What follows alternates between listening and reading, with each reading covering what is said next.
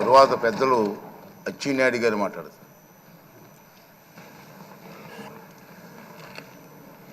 అధ్యక్ష, 16వ శాసనసభకి శాసనసభాపతిగా, అందులో మా ఉత్తరాంధ్ర జిల్లాల నుంచి 5వ శాసనసభాపతిగా ఎన్నికైనందుకు తెలుగు ప్రజల తరపున, ముఖ్యంగా ఉత్తరాంధ్ర ప్రజల తరపున, తెలుగుదేశం పార్టీ తరపున హృదయపూర్వకంగా మీకు అభినందనలు తెలియజేస్తున్నాను. స్వాతంత్రం వచ్చిన తర్వాత 37 సంవత్సరాలు కొన్ని వర్గాలకే పరిపాలన పరిమితమైనటువంటి సందర్భంలో 1982వ సంవత్సరంలో విశ్వవిఖ్యాత నట సార్వభౌములు నందమూరి తారక రామారావు గారు తెలుగుదేశం పార్టీ స్థాపించారు. స్థాపించిన రోజే ఈ పార్టీ బడుగు బలహీన వర్గాల పార్టీ, అందులో బలహీన వర్గాల పునాదులపైన పుట్టిన పార్టీ అని చెప్పి ప్రకటించడమే కాకుండా డే 1 నుంచి బలహీన వర్గాలకి ఆ అవకాశాన్ని ఇచ్చిన విషయం ఒక్కసారి గుర్తు చేస్తున్నాను.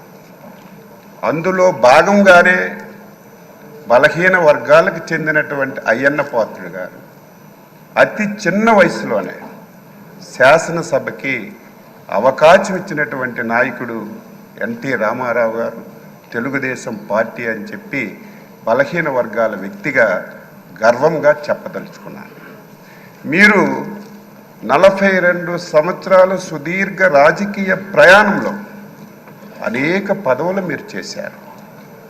కానీ ఒక్కరోజు కూడా ఆ రోజు ఎన్టీ రామారావు గారి మాట కానీ, ఈరోజు చంద్రబాబు నాయుడు గారి మాట కానీ జవదాటకుండా పార్టీ ఏ ఆదేశాలు ఇచ్చినా, పార్టీ ఏ అవకాశం ఇచ్చినా దానిని సద్వినియోగం చేసుకొని మీరు పాలన అందించారు తప్ప ఇంకొకటి లేదు అని చెప్పి మీకు తెలియజేస్తున్నాను.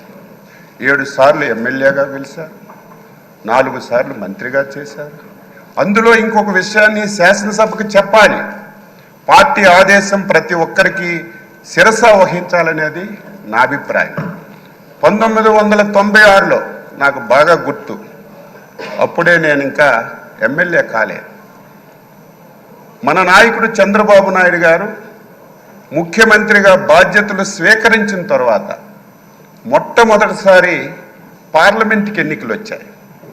ఆ సమయంలో తమరు మంత్రిగా ఉన్నారు. ఆ రోజు అధ్యక్షులుగా, ముఖ్యమంత్రిగా చాలామంది మంత్రులకి మీరు ఎంపీలుగా పోటీ చేయండి అని రిక్వెస్ట్ చేస్తే చాలామంది దాన్ని ఒప్పుకోలేదు, మంత్రి పదవి వదిలి వెళ్ళడానికి. కానీ ముందుకొచ్చి నేను వెళ్తానని చెప్పి 96లో అధినేత మాటకి జవదాటి నిలబడి వ్యక్తి గౌరవనీయులు శ్రీ అయ్యన్న పాత్రుడు గారని నేను ఒక గర్వంగా చెప్పదలుచుకున్నాను. ఈరోజు బలహీన వర్గాలకి తెలుగుదేశం పార్టీ ఎన్టీ రామారావు గారు ఇచ్చారు, చంద్రబాబు నాయుడు గారు ఇచ్చారు. ఈరోజు ఎన్డీఏ పార్ట్నర్స్తో సహా ఆ విధానాన్ని కొనసాగిస్తున్నారు. ఈరోజు మీకు శాసనసభాపతిగా ఎన్నుకోవడం ఇది ఒక చరిత్ర. ఈరోజు నిన్నటి వరకు ఓట్ల గురించి, రాజకీయం గురించి, నా ఎస్సీలు, నా బీసీలు, నా మైనారిటీలు అని ఓకదంపుడు ఉపన్యాసాలు ఇచ్చినటువంటి కొన్ని పార్టీలు, కొంతమంది వ్యక్తులు ఆ పార్టీ పేరు చెప్తే మనకే నష్టం, ఆ వ్యక్తుల పేర్లు చెప్తే మనకే నష్టం. అటువంటి పార్టీలు ఒక బలహీన వర్గాలకు చెందిన వ్యక్తిని ఎన్డీఏ ఆ స్థానంలో కూర్చోపెడితే ఈ ఘట్టాన్ని చూడడానికి కూడా ఇష్టం లేనటువంటి పార్టీలు, నాయకులు ఈరోజు రాష్ట్రంలో ఉండడం బాధ కలుగుతుందని ఈ సందర్భంగా తెలియచేస్తున్నారు. మీరు చాలా పోర్ట్ఫోలియోలు చేశారు. ఏ పోర్ట్ఫోలియో చేసినా ఆ పోర్ట్ఫోలియోనే వన్ని తీసుకొచ్చారు. ఆ పోర్ట్ఫోలియోల ద్వారా ఈ రాష్ట్రానికి ఎనలేనటువంటి మేలు చేశారు. గత శాసనసభ ఇప్పుడే మా అధ్యక్షులు వారు పవన్ కళ్యాణ్ గారు, లోకేష్ బాబు గారు అందరూ చెప్పారు, ఆంధ్రప్రదేశ్ చరిత్రలో 2019-24 శాసనసభ ఒక దుర్మార్గమైనటువంటి సభ. ఆ సభలో నేను కూడా సభ్యుడిగా ఉన్నాను. 23 మంది ఎమ్మెల్యేలు మాట్లాడడానికి అవకాశం లేదు, మా వైపు చూడలేదు. చూడకపోయినా మా స్థానాల్లో మేము గౌరవంగా కూర్చున్నా సరే మొత్తం మా దగ్గరికి వచ్చి తల్లిదండ్రుల్ని, కుటుంబాలని, పర్సనాలిటీని, వ్యక్తులని బండబూతులు తిట్టి ఈ సభలోకి ఎందుకు వచ్చాం? రాని వాళ్ళే అదృష్టవంతులని బాధపడినటువంటి రోజులు, చెవుట్లో కాటన్ పెట్టుకొని వినలేనటువంటి రోజులు గత శాసనసభలో మేము ప్రత్యక్షంగా చూసాం అధ్యక్ష. ఈరోజు తెలంగాణ ఉద్యమం అద్భుతంగా జరిగింది, కానీ ఎప్పుడు శాసనసభ్యుల మీద భౌతిక దాడులు ఎప్పుడూ జరగలేదు. కానీ గత శాసనసభలో ఒక దళిత శాసనసభ్యుడైనటువంటి ప్రస్తుత మా మంత్రి గారైనటువంటి బాల వీరాంజనేయ స్వామిని సభాపతి స్థానం దగ్గరికి వచ్చి ఆయన పైన భౌతికంగా దాడి చేస్తే ఎంత ఆవేదన చెందాం, ఎంత బాధ చెందాం. ఆంధ్రప్రదేశ్ రాష్ట్రానికి, దేశానికి ఒక రోల్ మోడల్. ఇటువంటి ఆంధ్రప్రదేశ్ శాసనసభలో ఇటువంటి సంఘటనలు జరగడం, అది మా కళ్ళతో మేము చూడడం చాలా బాధ, ఆవేదన కలిగింది. ఏది ఏమైనా ఒక అనుభవజ్ఞైనటువంటి వ్యక్తి, ఈ రోజు వరకు మీ అవతారం ఒకటి, ఈ రోజు నుంచి మీ అవతారం మార్చాలి. ఎందుకంటే రాజకీయాలు చేసేటప్పుడు పదునైన మాటలు మాట్లాడాలి. ప్రతి ఒక్కడు విమర్శించేటప్పుడు వారికి సమాధానం చెప్పాలి. కానీ ఈ రోజు నుంచి మీరు శాసన సభాపతి. నా కోరిక, నా ఆశయం బలహీన వర్గాల తరపున మీకు కోరుతున్నాను.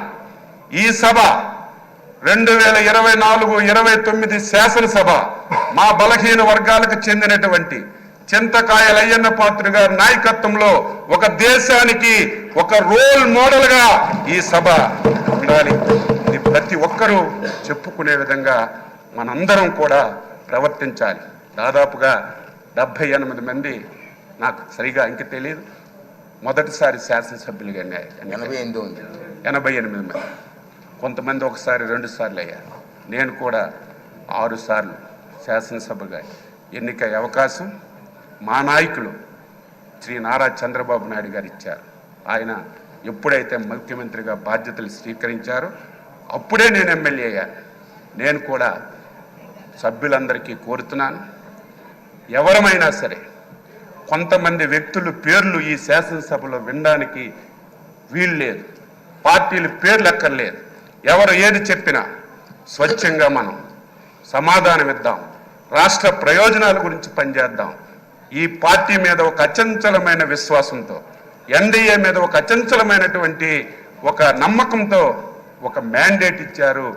దీన్ని మనందరం కలిసి మంచిమైనటువంటి చర్చలు జరిపి మంచిగా ఈ సభను తీసుకెళ్దామని ఒక్కసారి తెలియజేస్తూ, మరొకసారి హృదయపూర్వకంగా మీకు అభినందనలు తెలియజేస్తూ, ఈ అవకాశం ఇచ్చినందుకు మీకు ధన్యవాదాలు తెలియజేస్తూ సెలవు.